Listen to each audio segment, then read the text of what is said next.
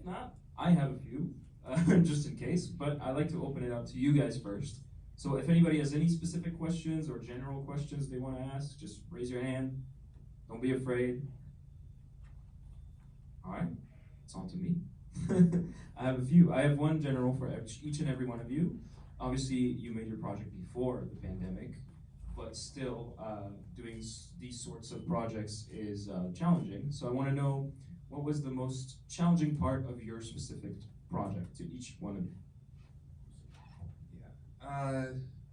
Yeah, so our specific one, we had like 2 weeks, and so our writer's in Las Vegas, so he he wrote this really awesome like 7-page script that I thought would be really perfect with everything, but then just the practicality of doing everything with limited resources in New York, because we shot this in May, so yeah, this past May, so it was like a few months ago, but yeah, things are still kind of crazy out there, so we wanted to do something as simple as possible. So it really sucked having a really good idea that was written down, and then the actual idea we did had nothing to do with the original idea.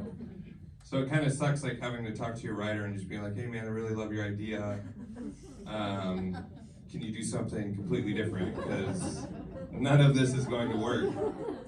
So yeah, and you only had 2 weeks, so by the time we actually got the idea, we had about 5 days to shoot the thing and edit it. So for us, the biggest, because we're on a time limit, but as far as actual shooting, because I've done projects since then, and the same thing always comes up is, like the stuff I want to make, I don't want to have it imprinted in a certain time period, and everybody's obviously wearing masks and stuff. So that's kind of a challenge, is trying to make sure everything kind of in your shot can be kind of outside of a realm of like the COVID stuff and all the masks and all that stuff, you know, just as far as like to have it, you know, if you look back in 10 years, you know, you don't just want like these people in masks and stuff or whatever. So just to have something just to stand away from the current stuff. Yeah.